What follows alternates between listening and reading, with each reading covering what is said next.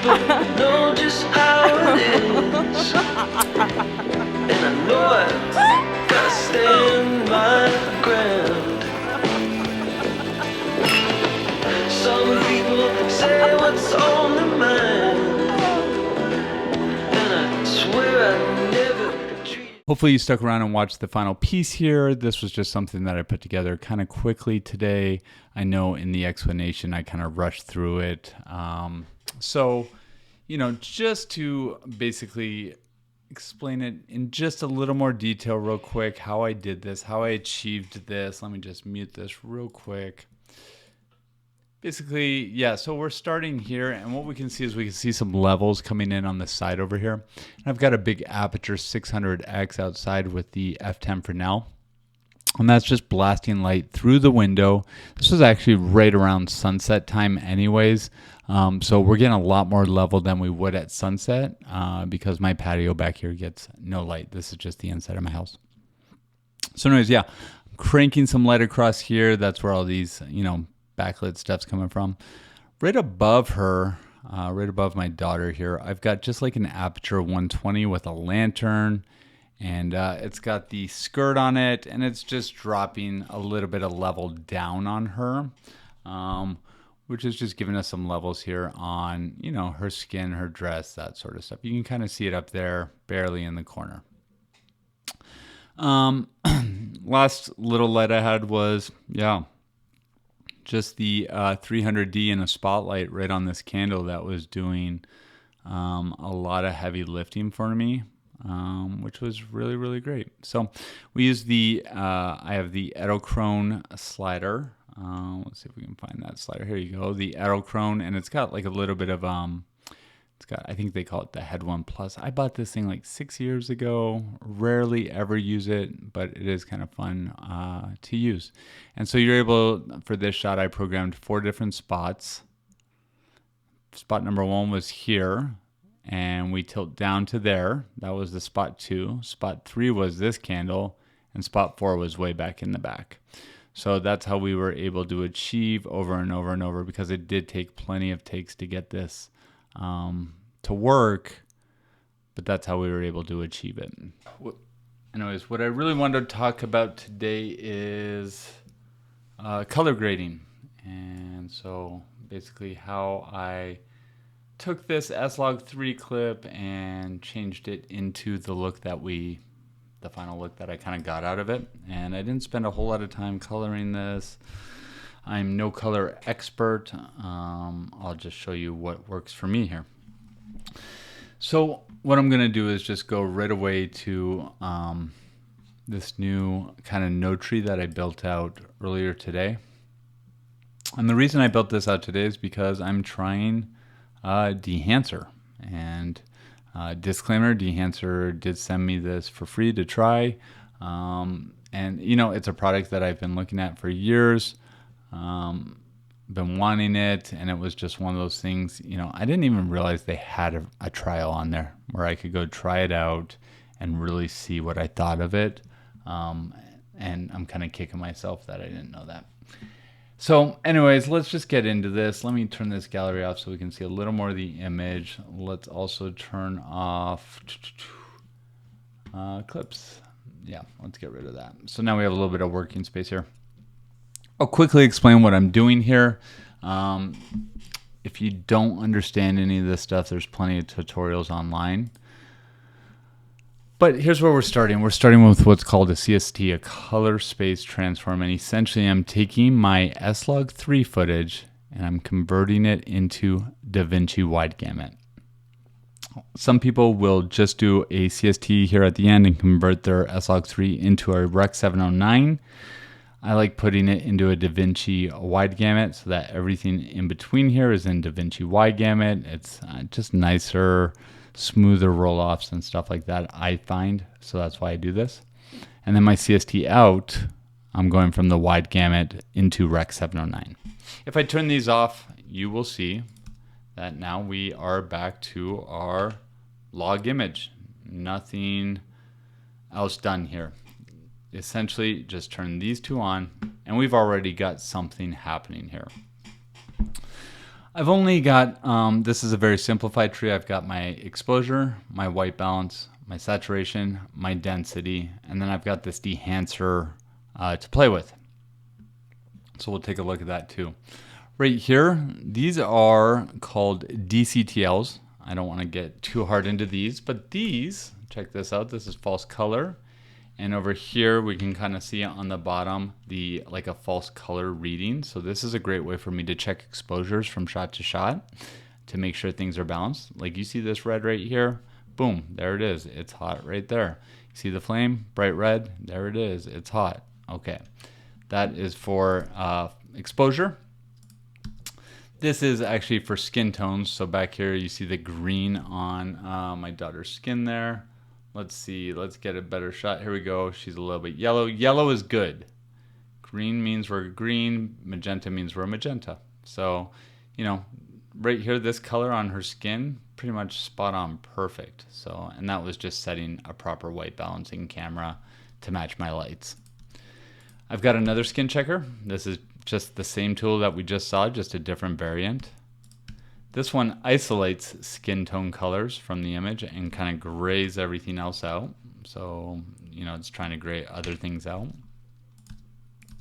This one here is checking my saturation levels. The most saturated part of my image is this label, which I guess we can all agree is pretty saturated. And also this leaf has some good saturation in it. Finally, the last one, this is to check my neutrals. This is my blacks and whites usually. And this also helps me to achieve proper color balance. These tools help me achieve proper exposure and color balance. That's all they're there for. So starting off with false color, I will turn that on. We're going to turn that neutrals off. And we're going to take another look here at the exposure and see if there's anything that needs to be done here. So to start, I might just quickly bring down my highs just a little bit. I don't think I actually need to drop it that much. Let's go over, turn the false color off. Let's turn the balance on. And what I'll do here is I would check my neutrals. And we can come back in here. Let's just make sure we're on the right tab. We're not. Okay, now we are. And I can start moving around here and seeing, you see how this is turning green? This kind of means like we're neutral in here. So we've got a little bit better on the neutrals. I'm happy there with my small balance adjustment. Let me A/B this one for you. There we go. So just a small adjustment to get us back to a white. We were a little warm before and we just cooled it off a hair. Saturation, I don't think I'm gonna touch this at all. Density, let's turn it on. This is really for skin. You can see what it's doing back here for the skin. Again, just turning it on and off. But I like what it's doing for my label here. So I'm gonna leave that on. And essentially that's in the skin tones, and I'm just pulling up 0.11 on each one of these. And sometimes I will go in and adjust depending on my skin. Let's get to the meat and potatoes. This is Dehancer. And let's turn it on and see what that is doing for our clip. There we go. So the whole mood of this little video is to be kind of like vintage, hippie. Hopefully it shows in the music and the dress. You know, I know you don't really see the dress, but the dress my daughter's wearing is kind of like, you know, got these like vintage vibes. I feel like my living room's kind of got vintage vibes going on. So anyways, I really wanted to give this more of a vintage look. So let's go into Dehancer here, and I can kind of show you what I'm doing. Let's get this to a nice place. Maybe right there is great. Okay. Just kidding. Okay, now there we are. Sorry, computer, between the recording and everything else, it didn't love me. Okay. I'm going to run through this, show you what I'm doing really quickly. If you remember, because we are on the left side of this CST, we are in Davinci Intermediate. So that's what I've set here. If I put this to Rec 709 or Alpha Gamma, this is going to throw everything off. So we want to make sure we are in the correct color space here. Here I've got all types of, you know, I can adjust all my exposure. my temperature. And so one thing that I've done here is I have warmed it up a bit. You know, I've got 13 here because that's kind of what I'm going for. I've also done a little to my tint to get the color basically where I want it. Here in Dehancer, the whole idea is film emulation. And so what's cool here is we can do all types of different films. They've got, you know, Fuji, Cinestill, Kodak, everything you could think of in here, which is really cool. I actually shoot film myself on my camera. Favorite film is Portra 400 right here. And you can do push and pull. You can see here I do not have this enabled, so we're not using this at the moment. Because I'm not using that, I'm also not using the film developer or the film compression. Right here on the expand, I am using this, and this is, you can see what that's doing to the image. It's, you know, moving the black point. It's, I mean, what it's doing. And here we've got the white point. We can brighten things up. We can darken things a little bit. And, you know, I might even turn on my false color again, come back into Dehancer, and here I could really mess with this white point and figure out exactly where I kind of like it. And so it might be right there. And then we could turn the false color off. We could come back into Dehancer, and we're back. I am using this, and this is the most famous film emulation LUT I think there is. This is the famous Kodak 2383. And there is a way to build this within Resolve without having to use Dehancer. But what I think is really cool about Dehancer is there's so many more options to build upon this look. So, yeah, so I've got the 2383 enabled. I've done a little bit of movement in here to kind of refine the look. Next thing I really love about this is look at all these options for the grain. And yeah, the grain looks so good. This is without the grain. Unfortunately, there's no way for me to show you on off, so we'll have to A/B it like that. And here it is with it on. And yeah, obviously the grain is going to help sell that film emulation look, and I really just love the way it looks. I've dialed everything into what I think looks good. This is just to taste. There are some default settings in here, but I went with a custom and basically dialed it into the way I like it. Halation, this is super awesome. Here you can see it's just basically like warming up the image. And so you could amplify this effect, you can lower it, you could do whatever you want with it. And they do have different types of halation here. I'm just, again, a sucker for the 35mm stuff right now. You could enable bloom here. I'm not doing much with the bloom because you can kind of see what it's doing with the candle. So think of like a Pro Mist filter. Kind of has a similar effect. It'll kind of bloom it. Actually, I think we're going to leave this on. I kind of like it. Yeah, let's put that about 70. I actually do like that a lot. It's mild, but I'm into it. Film damage. We are not going to do any sort of film damage on this guy. You could, you know, make your film look all types of screwed up with scratches and cuts and all types of stuff. You could go with like something like, there you go, 8mm. If we turn that on and off, you can kind of see it actually changes it every time, which is interesting too. So, but not something I'm looking for with this one. Just tons of options. Film breath, gate weave, and then also overscan. This is like an effect that tons of people will buy, like an overlay for this, but you could just do, they have a bunch of different ones in here, which is kind of cool. So you can get all types of different looks, and you can customize this to look the way you want it to look. And they've got a bunch of different ones, which is, I think, really cool.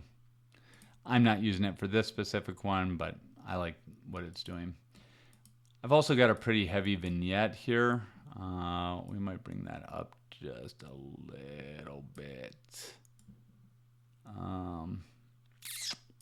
Yeah, and so I think the vignette looks good. So overall, we're able to take the image from, you know, something like this that maybe doesn't have a whole lot of character to something like this. And I think with the music choice and everything I'm doing here, I think this really helps to sell that a little bit more.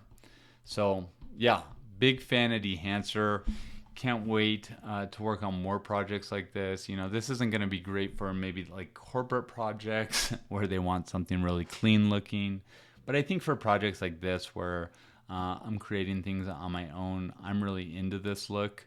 And so, you know, I know Davinci came out with their film builder look and, you know, some other options, but I really don't think they are going to be able to keep up with something like Dehancer. This seems like a tool that is built for tons of customizations, which is fantastic. It's got false color built into it. I mean, there is so much stuff here. And I forgot to mention, this is really cool too. You can also just kick out a LUT. If you like the size of what you are building right here, you would probably go for the 33, 33, 33. And you would just basically export a LUT. You could throw this on a monitor and know exactly what you would be kind of monitoring for on your next shoot. So that's also a super duper cool feature in here. Anyways, if you are interested in Dehancer, I do have a code down below in the description of this video for 10% off. But yeah, thanks guys for checking it out. If you have any questions about coloring or maybe my process, again, I'm not a professional colorist. I do mess with it a lot. I am kind of obsessed with it. But yeah, if you have any questions about the way any of this works, again, this is very, very simple.